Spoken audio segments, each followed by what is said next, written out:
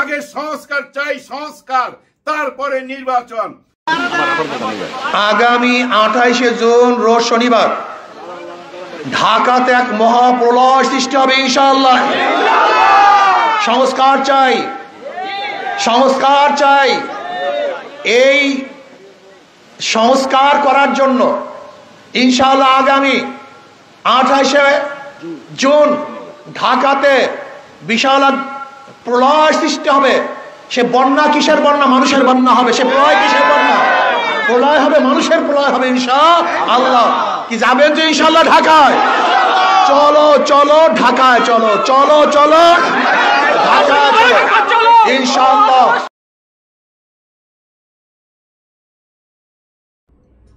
আসসালামু আলাইকুম।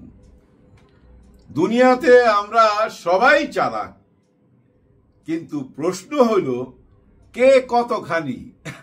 সবাই চালাক, কে কতখানি চালাক সেটা হলো বড় জিনিস। দেখেন, খাপে খাপ মমতাজের বাপ।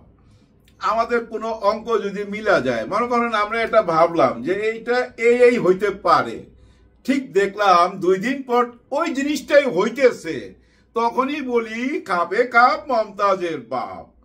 পিনাকি ভট্টাচার্য এবং ইলিয়াস হোসেন সাহেব যখন অভিযোগের তীর ছুঁড়া মারল যে আপনি রয়ের এজেন্ট, আপনি মেঘালয়ে আরাম আয়েশের জীবন যাপন করছেন, মেঘালয় থেকে আপনি আমাকে টেলিফোন করছেন এবং ওইখানে লুঙ্গি পয়রা বিশেষ কিছু মানুষের সাথে মিটিং করতেছেন, এরকম অনেক কিছু সামনে তুইলা যখন ধরলো, ঠিক তখনই উনি অপরাধ ট্রাইব্যুনালে গেলেন বিচার দিতে। উনি যে গুম হয়ে গেছিলেন সেই বিচার দিতে গেল 9 মাস পর। যে বিচারটা দেওয়া উচিত ছিল 9 মাস আগে, সেটা 9 মাস পরে। তার মানে কি আপনারা দিশাহারা নাকি? যে কাজটা 9 মাস আগে করার কথা সেই কাজটা আপনি এখন করতেছেন। তার মানে ওনারা যদি, পিনাকি ভট্টাচার্য আর ইলিয়াস হোসেন যদি অভিযোগটা তুইলা না ধরতো, আপনি তো জীবনেই মামলা করতেন না। এটাই তো বোঝা যায়। এখন আপনি নিজেকে প্রমাণ করতে চাচ্ছেন যে আপনি ভারতের দালাল না এবং আওয়ামী লীগের দোসর না এবং এস আলমের সাথে আপনার কোনো সম্পর্ক নাই। না, এইটা আপনি এখনো প্রমাণ করেন না, এটা নিয়ে কিছু বলেন নাই, এস আলম নিয়ে কোনো কথা বলেন নাই। কিন্তু শেখ হাসিনাকে এখন আপনি প্রথম আসামি বানাইছেন। 7 জন আসামি, তৎকালীন যে স্বরাষ্ট্রমন্ত্রী ছিল সেও আসামি, আরো 5 জন আছে, মোট 7 জন আসামি, আরো বেনামে অনেকে আছে। অর্থাৎ ওনাকে যারা গুম কইরা নিয়ে চলে গেছিল, গুম কইরা 2 মাস রাখছে, 2 মাস পর আবার ভারতের এক জায়গায় ছাইরা দিছে গলফ ক্লাবের সামনে, ওইখান থেকে নিয়ে চিকিৎসা হয়েছে, চিকিৎসার পরে ওইখানেই থাইকা গেছে আইনের জটিলতায়। তারপরে 5ই আগস্টের পরে আসছে। এখন সবকিছু প্রমাণ সহকারে উনি জমা দিছেন। মানে এই 9 মাস সময় লেগে গেছে প্রমাণ আদি জোগাড় করতে। কারণ ভারতের যে জেলখানায় ছিল ওখানকার কাগজপত্র লাগবে না, বা ওখানে যদি কোনো বাংলোতে থাকে বা কোনো হোটেলে থাইকা থাকে তারও তো প্রমাণ আদি লাগবে। সব প্রমাণ আদি উনি জমা দিছেন এবং কিভাবে গুম হয়েছেন ওইসব বর্ণনা দিছেন।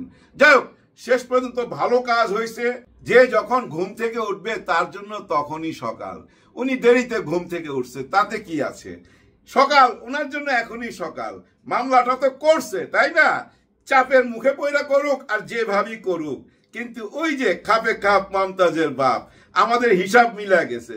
তাই আমরা এই কথা বলতেই পারি, সালাউদ্দিন সাহেবের জন্য এখনই সকাল। উনি চাপের মুখে হোক আর নিজের ইচ্ছায় হোক, যে কোনো কারণেই হোক, দেরি তো হয়েছে। দেরি হওয়ার পর তো মামলাটা করছে, কাজটা ভালো করছে। আমি ওয়েলকাম জানাইতে চাই। এই কাজটা আগে করলে জানেন আপনার অনেক বদনাম কম হইতো। এর মধ্যে সবাই আপনাকে নেগেটিভ হিসাবে নিয়ে নিছে ভাই। আপনি কমেন্ট বক্সে গেলে দেখবেন আপনার ভালো কথাটাও ভালোভাবে নেয় না কেউ। আপনার কোনো কথাই হজম করতে পারে না। কেন জানি সবাই আপনার পর হয়ে গেছে। সবাই কেন বলবো, বিএনপির না, মানে জনগণের পর হয়ে গেছেন। দেখেন, আজকেও এই যে নগর ভবনের সামনে অনেক চিল্লাচিল্লি হয়েছে, অনেক কথাবার্তা হয়েছে।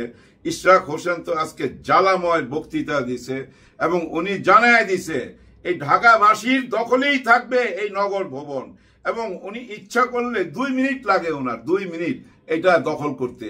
উনি নিজেই শহীদ মিনারে শপথ নিবে, মানে ওনার লোকজন ওনাকে বলতেছে শহীদ মিনারে শপথ নিয়া স্টেট যায় চেয়ারে বৈশা পড়েন। এবং উনি আজকে যা যা বলছে এতে বোঝা যায় যে ওনারা সত্যি সত্যি ক্ষমতায় চলে আসছে। হ্যাঁ, ওনাদের আচরণে বোঝা যায় ওনারা না ক্ষমতায় চলে আসছে। দেখেন না, একজন বলে যে নির্বাচন আমরা ডিক্লেয়ার দিব। কবে নির্বাচন? নির্বাচনের রোড ম্যাপ আমরা দিব।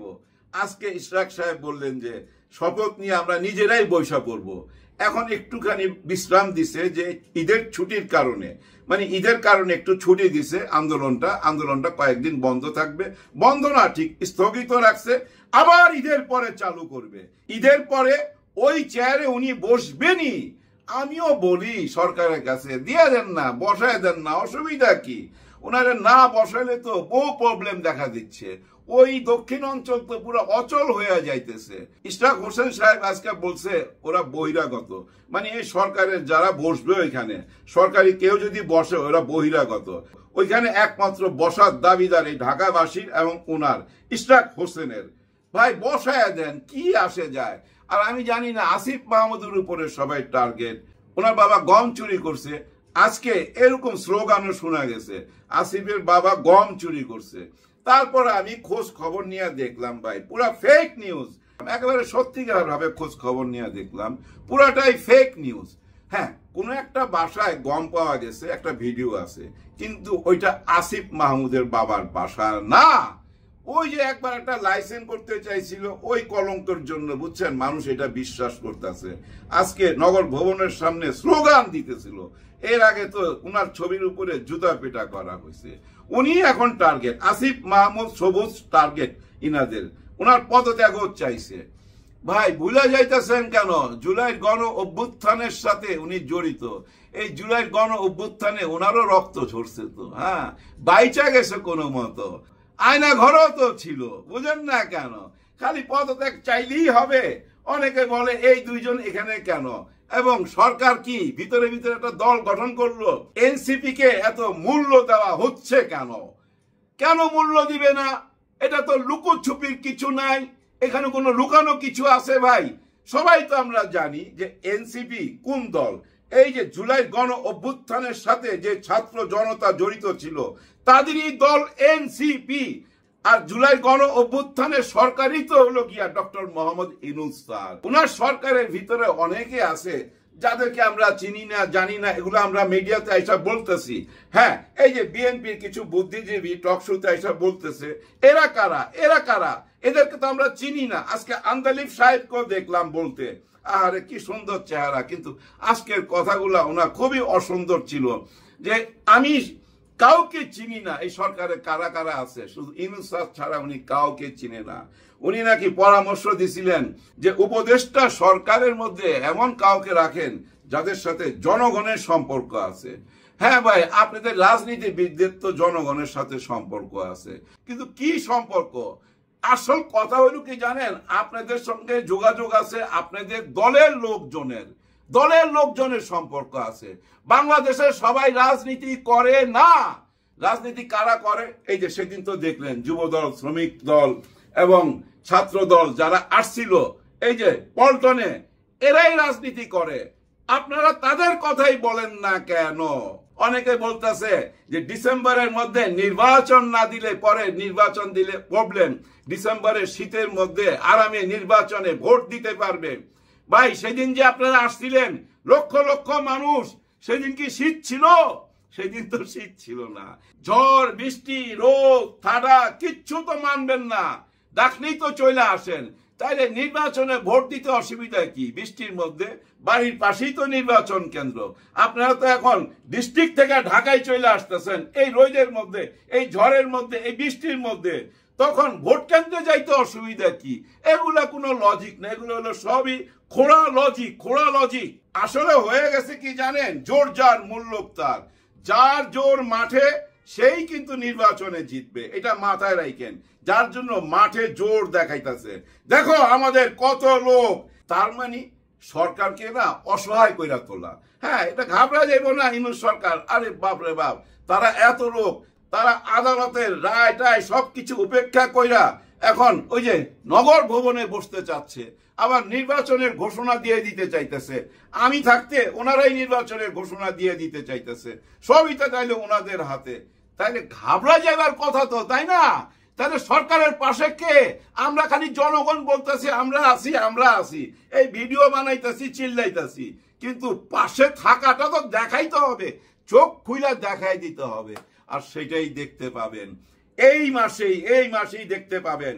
28শে জুনের জন্য অপেক্ষা করেন। 28শে জুনে আসতেছে চরমোনাই পীর সাহেব মুফতি ফয়জুল করিম সাহেব ডাক দিছে, ভাই চলেন চলেন ঢাকায় যাই ঢাকায় যাই। ওনার ডাকে তো শুধু ওনার দলের লোক আসবে না, ইসলামিক মাইন্ডের সবাই আসবে। হ্যাঁ ভাই, সবাইকে আসতে হবে, যে যেখানে আছেন ঢাকাতে আসেন 28শে জুনে। আমরা ইনুস স্যারের পক্ষে আছি।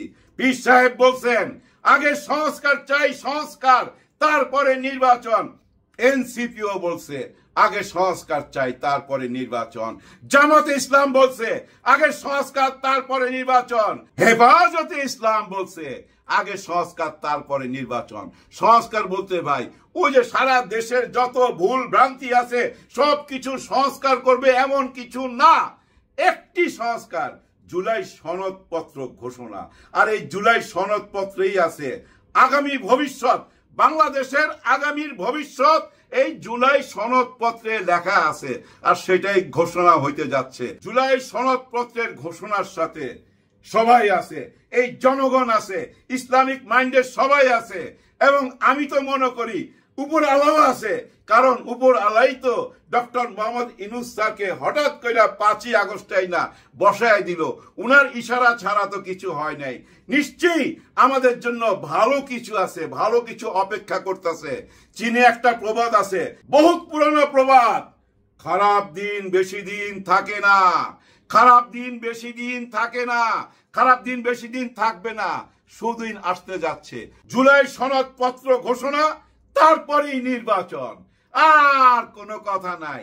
এর মাঝখানে যারাই কথা বলবেন তারাই ডুববেন, তারাই জনগণের কাছে খারাপ হবেন, তাদেরকেই বলা হবে ওই যে ওদের দালাল। হ্যাঁ, ওইটাই বলা হবে, কিন্তু কারণ ওরাও তো চায় নির্বাচন। আপনারা দেখতে পাচ্ছেন না, এই দেশের একটি স্বৈরা শাসক ওই দেশে যায়া ওই দেশে বৈশা আবার একটা সরকার গঠন করতেছে। হ্যাঁ, ওনারা একটা প্রবাসী সরকার গঠন করতেছে, আওয়ামী লীগ। দেখেন না, এই যে কাদের সাহেব বাইরিছে, আরেকজন বাইরিছে, এভাবে সবাই একটা একটা করে বাইর হইব।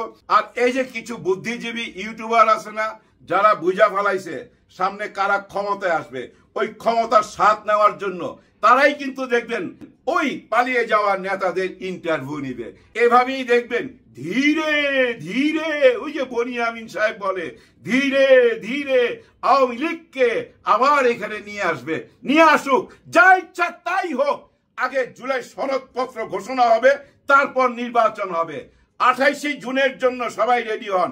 28শে জুনে আপনারা বুঝতে পারবেন ডক্টর মোহাম্মদ ইউনূস স্যারের পাশে কে আছে, কারা কারা আছে। সবার জন্য সবাই দোয়া করবেন। আল্লাহ হাফেজ।